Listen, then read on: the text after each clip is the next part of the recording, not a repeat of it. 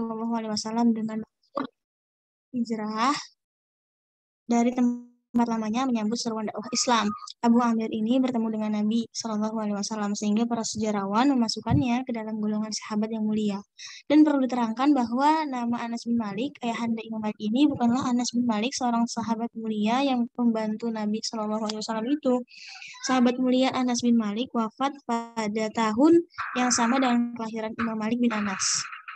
Anas bin Malik, ayahanda Imam Malik sendiri, merupakan generasi tabi'in, yaitu generasi yang bertemu dengan para sahabat Nabi. Imam Malik ialah termasuk generasi tabi'ut tabi'in. Dan ibunda Imam Malik bernama Aliyah binti Syuraik al-Aziyah. Kemudian selanjutnya Imam Malik bin Anas dilahirkan di kota Madinah. Menurut riwayat yang kuat, beliau dilahirkan pada tahun 93 Hijriah atau sekitar 712 Masehi. Memiliki panggilan Abu Abdullah yang diambil dari nama putranya, yaitu Abdullah. Sebagaimana Imam Abu Hanifah, Imam Malik selama hidupnya juga mengalami dua kekhalifahan Islam, yaitu Daulah Umayyah dan Daulah Abbasiyah. Beliau lahir pada masa Khalifah Sulaiman bin Abdul Malik, seorang khalifah Bani Umayyah yang ketujuh, atau sebagian yang lain menyebut pada masa pemerintahan Al-Walid bin Abdul Malik dan khalifah yang keenam. Ada juga yang menyebutnya pada masa Umar bin Abdul Aziz. Nah, selama menjalani pendidikannya, Imam Malik berguru kepada beberapa ulama. Di antaranya, para ulama yang menjadi guru Imam Malik yang terkenal, yaitu yang pertama, ada Abu Rodih Nafi bin Abdurrahman.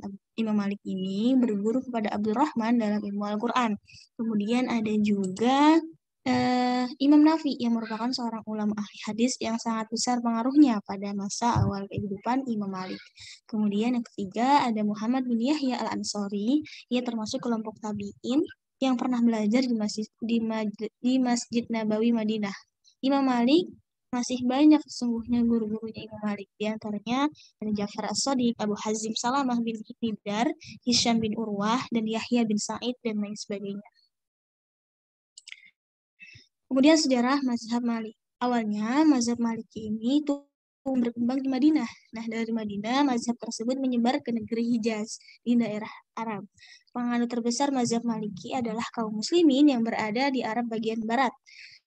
Negara lain juga ada yang menganut mazhab Maliki, yaitu Mesir. Nah, di negeri Fir'aun itu, perkembangan mazhab Maliki pernah mengalami penurunan. Penurunan jumlah penganutnya tersebut disebabkan oleh perkembangan mazhab Syafi'i yang sebagian penduduknya mengikuti mazhab Syafi'i. Imam mazhab Maliki ini akhirnya berhasil bangkit pada zaman dinasti Ayyubiyah. Nah, selain di wilayah Arab, mazhab Maliki juga berkembang di Eropa, tepatnya di Andalusia. Di Andalusia, mazhab ini berkembang pesat pada masa pemerintahan Hisham. Saat itu, para ulama yang menduduki posisi tinggi hakim negara adalah penganut mazhab Maliki. Karena itulah perkembangan mazhab ini tumbuh subur dan pesat di negeri tersebut. Kemudian selanjutnya ada latar belakang tafsir mazhab Maliki. Ini akan disampaikan oleh Tiwi Alawiyah. Silakan Tiwi. Baik, selanjutnya yaitu latar belakang tafsir mazhab Maliki. Paradigma tafsir dibagi menjadi 3 oleh salah satu tokoh dari mazhab Maliki, yaitu Hamim Ilyas, sebagai berikut. Pertama, ada teori teknis. Teori ini menekankan bahwa tafsir itu harus mengkaji hal-hal teknis yang terkait dengan Al-Quran, seperti teknis kebahasaan dan cara membacanya, dengan alasan menjadikan unsur teknis seperti bahasa dan qiraah sebagai salah satu pisau bedah dalam mengungkap makna yang terkandung di dalam Al-Quran. Yang kedua, ada teori akomodasi, yaitu teori yang menyatakan bahwa tafsir merupakan kajian yang dimaksudkan untuk menjelaskan kandungan Al-Quran sesuai dengan kemampuan manusia. Dasar dari teori ini adalah paradigma eksplanasi Al-Quran, di mana bukan hanya Nabi, sahabat, dan tabi'in yang memiliki otoritas menafsirkan Al-Quran. Akan tetapi, ulama setelahnya juga punya otoritas. Dengan demikian, penafsir bisa mengeksplorasi Al-Quran sesuai dengan tingkat intelektual dan spiritual yang dimilikinya, dengan alasan mengakomodasi luasnya wawasan dan tingginya ilmu yang dimiliki tentang Al-Quran. Next.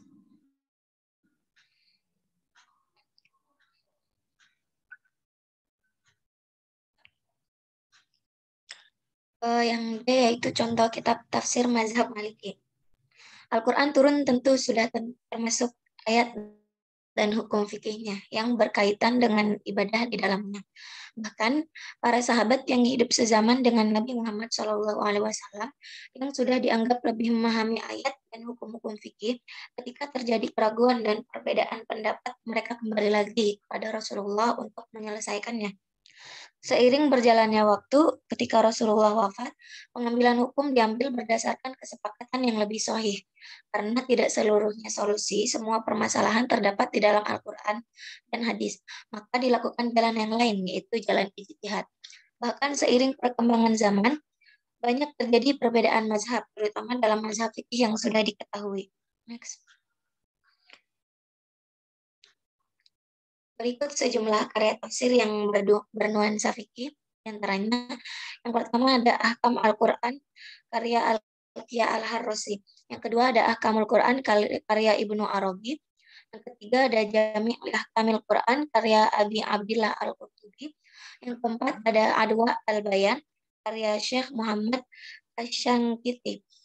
Yang kelima ada At-Tahrir wa At-Tanwir karya Ibnu Asyur. Selanjutnya ada Ahkamul Quran karya Abi Abdillah Muhammad bin Sahnun Al-Kirwani dan Ahkam Al-Quran karya Al-Qadi Abu Bakar bin Muhammad bin Bakir Al-Baghdadi Al-Maliki dan Ahkamul Quran karya Al-Qadi Abu Ishaq Ismail bin Ismail Al-Maliki dan lain sebagainya.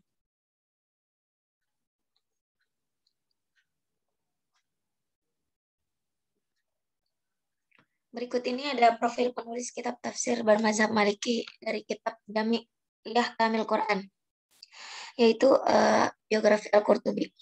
Nama lengkap beliau adalah Abu Abdullah Muhammad bin Ahmad bin Abu Bakar bin Farah Al-Ansari Al-Khazrazi Al-Andalusi Al-Qurtubi Al-Mufassir. Tetapi beliau lebih dikenal dengan panggilan Al-Qurtubi. Al-Qurtubi ini diambil dari salah satu daerah yang berada di Andalusia yang sekarang dikenal dengan Spanyol, yaitu Cordoba. Al-Qurtubi dinisbatkan kepada Abu Abdillah Muhammad bin Ahmad karena merupakan tempat kelahirannya, walaupun tidak ada data yang menyebutkan tanggal berapa beliau dilahirkan. Perjalanan intelektual Al-Qurtubi dibagi menjadi dua tempat, yaitu di Cordoba dan Mesir. Pada saat di Cordoba, Al-Qurtubi selalu mengikuti halakoh yang diadakan di masjid-masjid dan madrasah para ulama pembesar Cordoba. Sedangkan ketika di Mesir, Al-Qurtubi banyak belajar kepada para ulama yang ia jumpai. Beliau wafat pada malam Senin tanggal 9 Syawal 671 Hijriah atau 1272 Masehi dan beliau dimakamkan di Munya, kota Bani Kaucab, daerah Mesir Utara. Next.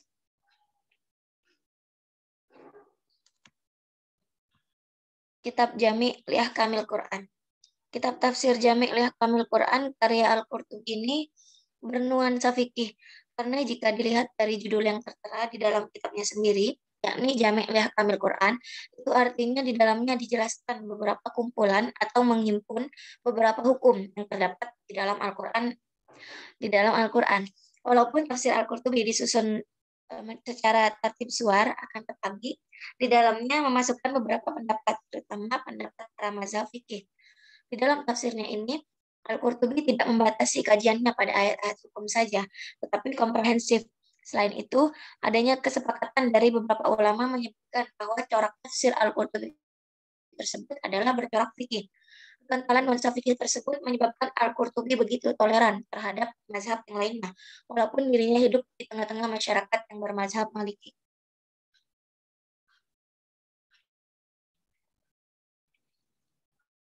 Berikut ada contoh ayat dan tafsirnya yang tertera di dalam Al-Quran surat Al-Baqarah ayat 187 yang berbunyi, "Uhilla lakum lailatas siyamir rafatu ila nisaikum."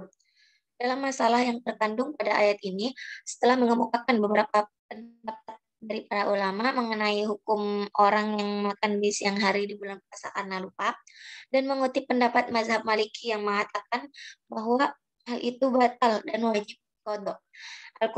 Al-Qurtubi mengatakan, menurut pendapat selain Maliki, tidaklah dipandang batal setiap orang yang makan karena lupa akan puasanya. Sedangkan menurut pendapat beliau sendiri, itu adalah pendapat yang benar. Dan jumhur pun berpendapat yang sama, bahwa barang siapa yang makan atau minum karena lupa, ia tidak wajib mengqadhanya, dan puasanya tetap sempurna. Di sini terlihat bahwa Al-Qurtubi tidak fanatik terhadap mazhab dan sangat luas dalam mengkaji ayat-ayat hukum. Selanjutnya akan disampaikan oleh Salma Albira.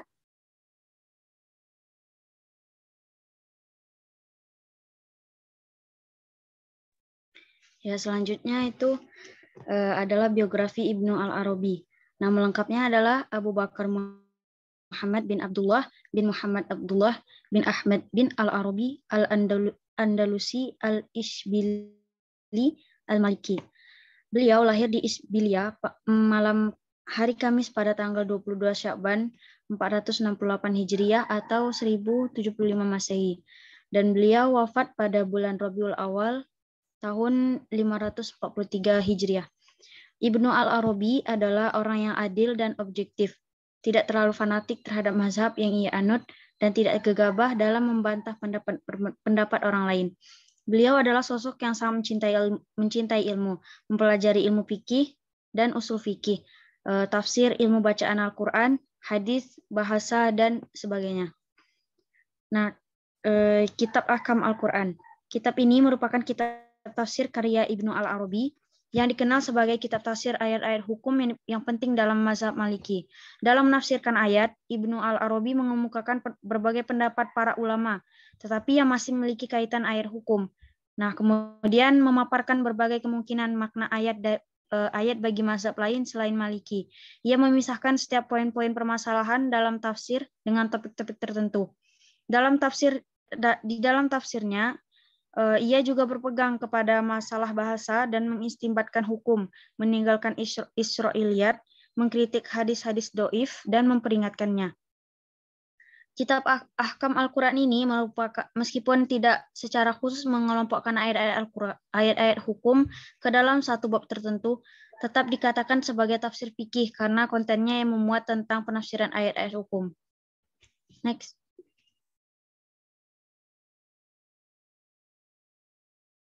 Nah, contoh ayat dan tafsirnya itu dalam Quran Surah Al-Maidah ayat 6 yang artinya, wahai orang-orang yang beriman, apabila kamu hendak mengerjakan sholat, maka basuhlah mukamu. Lafaz basuhlah, Asyafi mengira dalam fasahah, juga Abu Hanifah dan lainnya bahwa membasuh adalah menuangkan air pada sesuatu yang dibasuh tanpa menggosok-gosok. Kami telah menjelaskan lemahnya pendapat ini dan masalah khilafiyah dan di dalam tafsir Quran Surah An-Nisa. Menurut kami mazhab Maliki, membasuh adalah menyentuh tangan atau benda lain sebagai penggantinya dengan mengalirkan air. Next.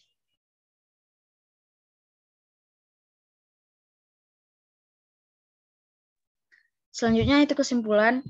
Nama lengkap Imam Malik adalah Malik bin Anas bin Malik bin Abi Amir bin Amru bin Al-Harith bin Ghaiman bin Husail bin Amru bin Al-Harith Zu Asbah bin Auf bin Malik bin Zaid bin Shaddad bin Zur'ah.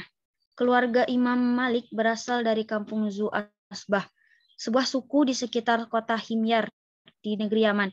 Imam Malik bin Anas dilahirkan di kota Madinah. Menurut riwayat yang kuat, beliau dilahirkan pada tahun 93 Hijriah atau 712 Masehi. Memiliki kunyah Abu Abdillah, diambil dari nama putra laki-lakinya, Abdullah. Sebagaimana Imam Abu Hanifah, Imam Malik selama hidupnya juga mengalami dua kekhilafahan Islam, yaitu Daulah Umayyah dan Abbasiyah. Pada mulanya, mazhab Maliki tumbuh dan berkembang di Madinah. Di Madinah, mazhab tersebut menyebar ke negeri Hijaz di daerah Arab. Penganut terbesar mazhab Maliki adalah kaum muslimin yang berada di bagian barat. Negara lain yang juga menganut mazhab Maliki adalah Mesir. Selain di wilayah Arab, mazhab Maliki juga berkembang di Eropa, tepatnya di Andalusia. Di Andalusia, mazhab ini berkembang pesat pada pemerintahan Hisham. Berikut sejumlah karya tafsir yang bernuansa fikih, diantaranya Ahkam Al-Quran karya Al-Qiyah Al-Harrasi, Ahkam Al-Quran karya Ibnu Al-Arabi, dan Jami' Ahkam Al-Quran karya Abi Abdillah Al-Qurtubi. Selanjutnya saya kembalikan kepada moderator. Ya, baik. Selanjutnya yakni sesi tanya jawab kepada teman-teman yang ingin tanya. boleh disilahkan.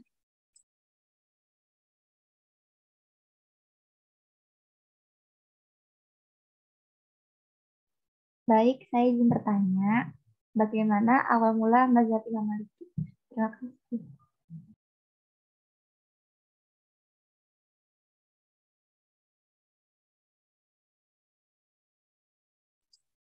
Ya, silahkan Rindi Renja ini potong tadi. Iya, saya izin bertanya, bagaimana awal mula mazhab Imam Maliki?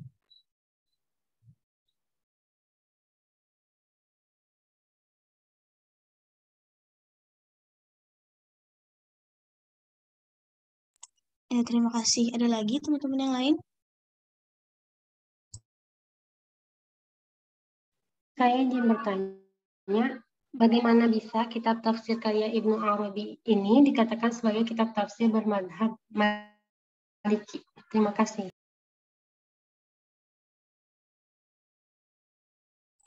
Ya, baik. Udah 2 pertanyaan. Satu lagi untuk termin pertama. Silahkan.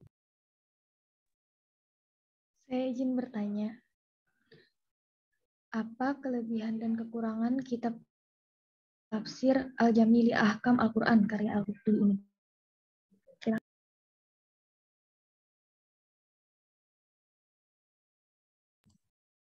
Baik, terima kasih. Tadi ada Rindi Renjani, Savana, dan Sofia. Teman-teman pemakalah mungkin mau menjawab duluan, boleh disilahkan.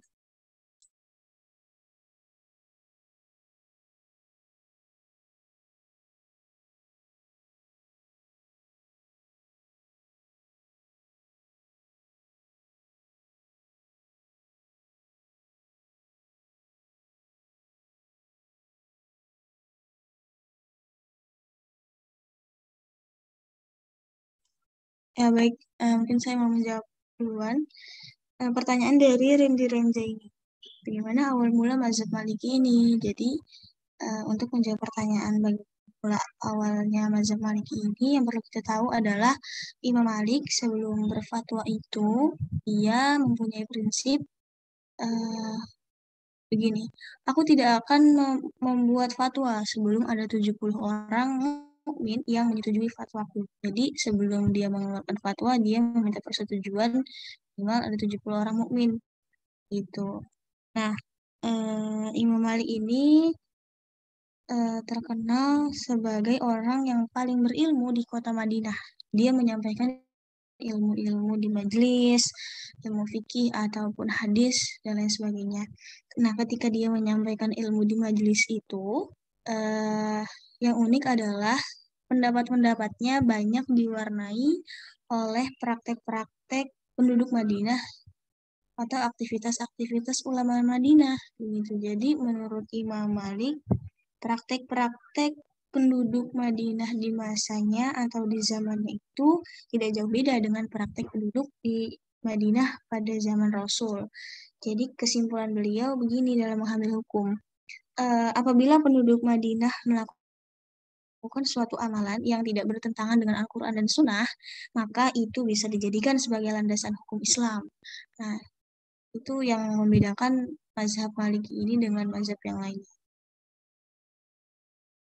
Itu awal mulanya dari situ terbentuknya mazhab Maliki. Itu sekilas jawaban dari saya. Mungkin teman-teman makalah mau menjawab, boleh disilahkan.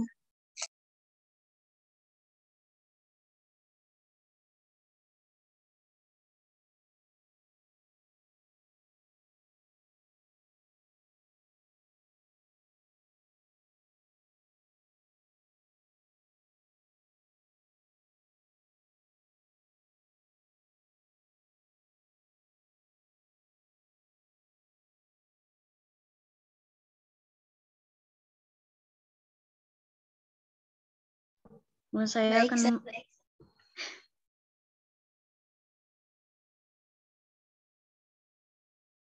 Dira duluan.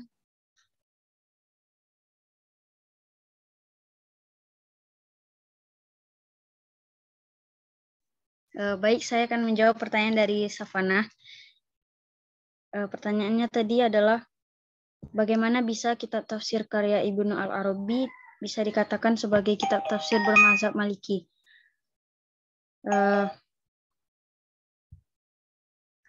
Yang pertama itu dilihat dari penafsiran yang kuat,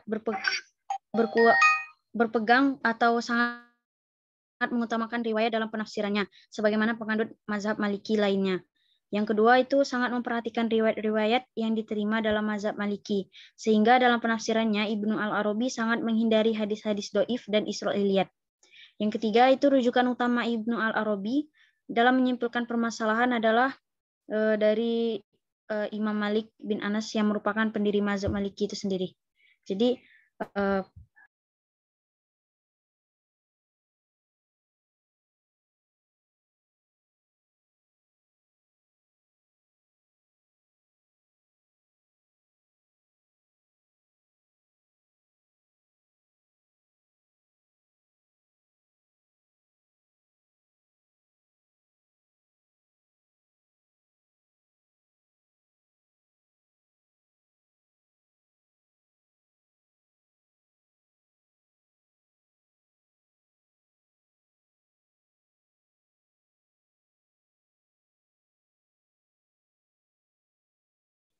Baik, saya akan menjawab pertanyaan dari Siti Sofia.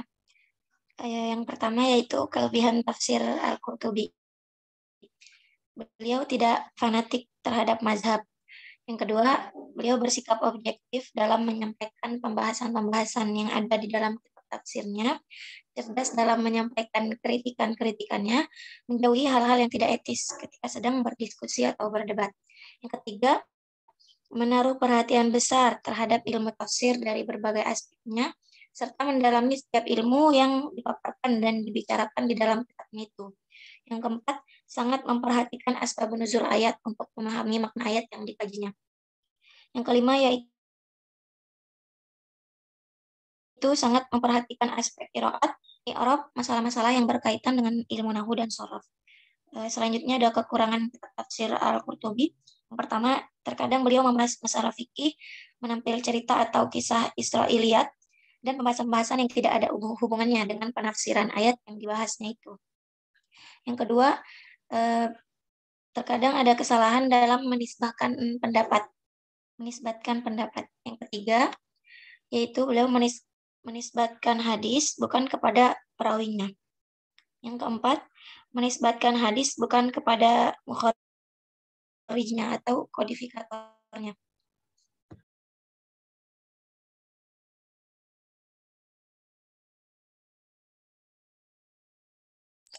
Ya baik, itu untuk termin pertama. Untuk termin kedua, bagi teman-teman yang ingin bertanya, boleh disilahkan.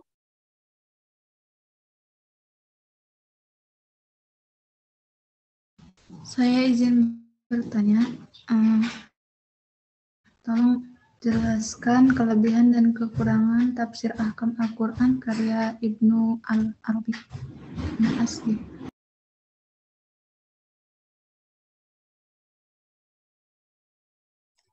Ya, Deli, terima kasih. Ada lagi untuk termin kedua?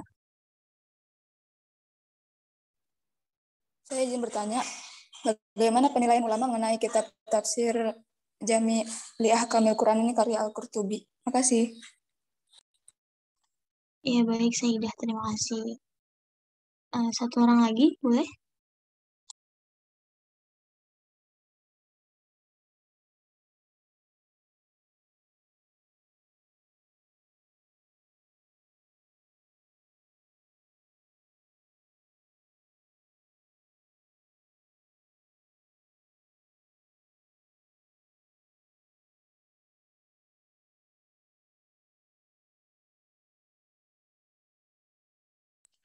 Atau sambil menunggu pemakalah yang ingin menjawab terlebih dahulu, boleh disilahkan.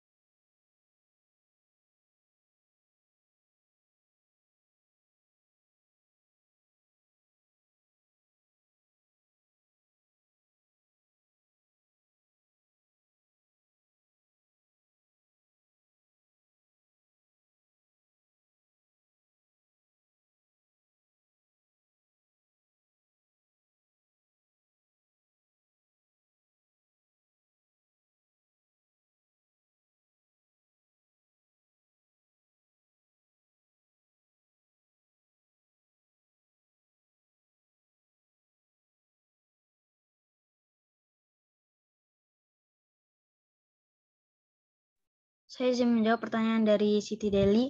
Pertanyaannya, tolong jelaskan kelebihan dan kekurangan tafsir ahkam Al-Quran karya Ibnu Al-Arabi. Kelebihannya yaitu kitabnya ini ditunjukkan adalah kemampuannya mengeluarkan hukum-hukum fikih melalui analisa ayat, riwayat-riwayat, dan pendapat-pendapat para ulama. Dan dari segi penyusunannya, kitab ini disajikan dengan susunan sistematis berdasarkan runtutan surah dan ayat, sehingga memudahkan bagi siapa saja yang ingin membaca dan mengkajinya. Bagi teman-teman pamangkala yang ingin menjawab, dipersilakan.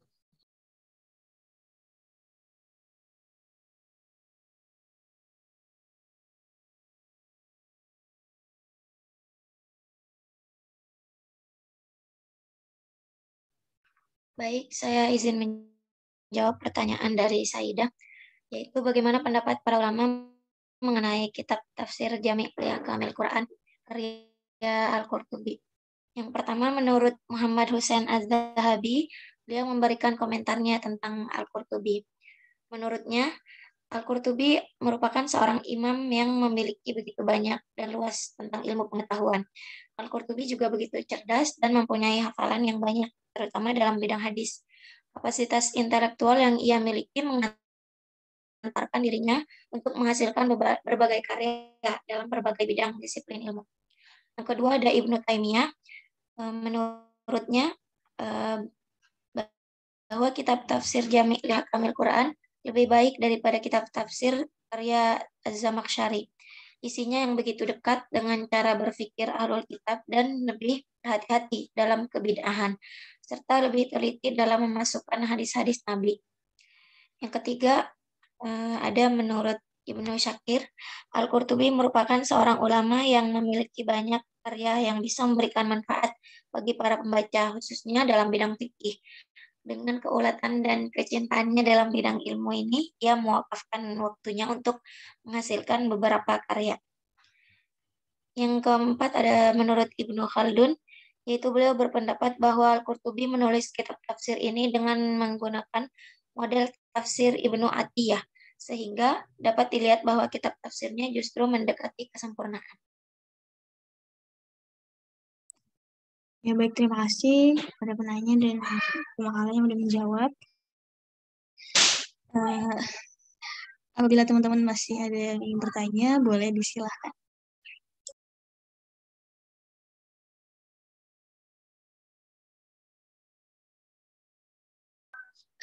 Saya izin bertanya, bagaimana kondisi politik pada masa Imam Malik?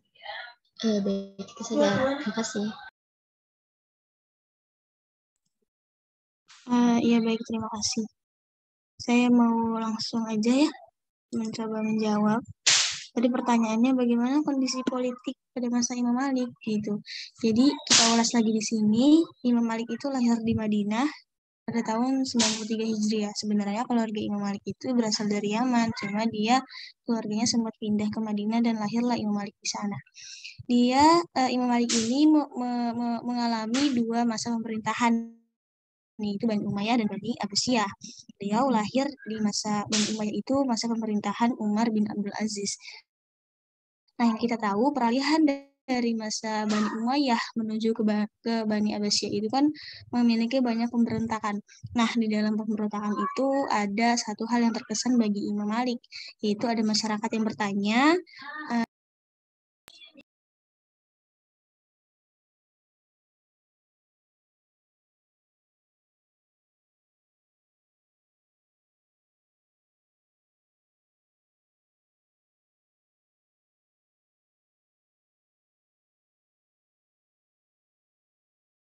ya mohon maaf, lanjut lagi.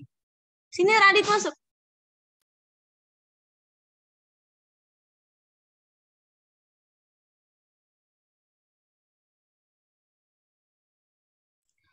Ya, jadi pada masa pemberontakan itu ada satu masyarakat yang bertanya pada Imam Malik. Imam Malik ini gimana? Kita harus ikut berontak juga untuk membela pemerintah atau kita malah memberontak mengikuti pemberontak gitu. Itu suatu hal yang terkesan bagi Imam Malik. Nah, terus Imam Malik menjawab, jika mereka memberontak kepada pemerintah seperti Umar bin Abdul Aziz, maka bergabunglah pemerintah yang memerangi pemberontak. Jika tidak, maka tinggalkan mereka, gitu kata Imam Malik. Sebenarnya, kalau kata Abu Zahroh, baik dari Bani Umayyah ataupun Bani Abbasiyah, dua-duanya sama-sama telah menyimpang dari garis kekhalifahan. Ada yang isinya nepotisme, ada yang warisan kekuasaan, dan lain sebagainya. Nah, walaupun Imam Malik hidup di kedua zaman ini, tetapi tidak menurunkan tidak menurunkan semangat Imam Malik dalam mengaji, dalam ngaji, mencari ilmu, dalam mengisi majelis dan lain sebagainya.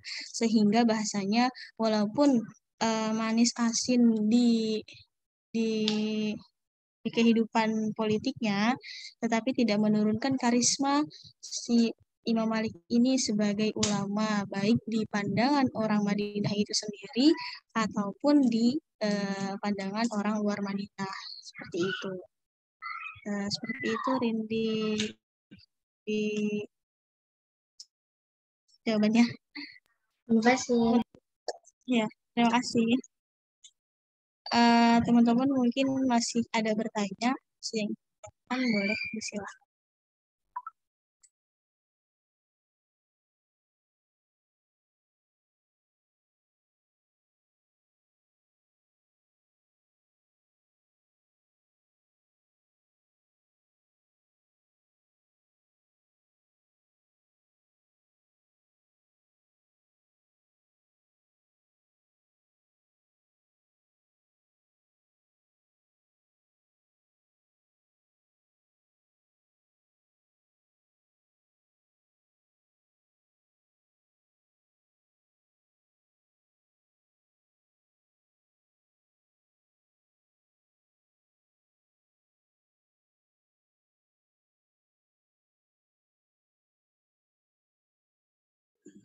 Teman-teman boleh on cam dulu, mau di screenshot.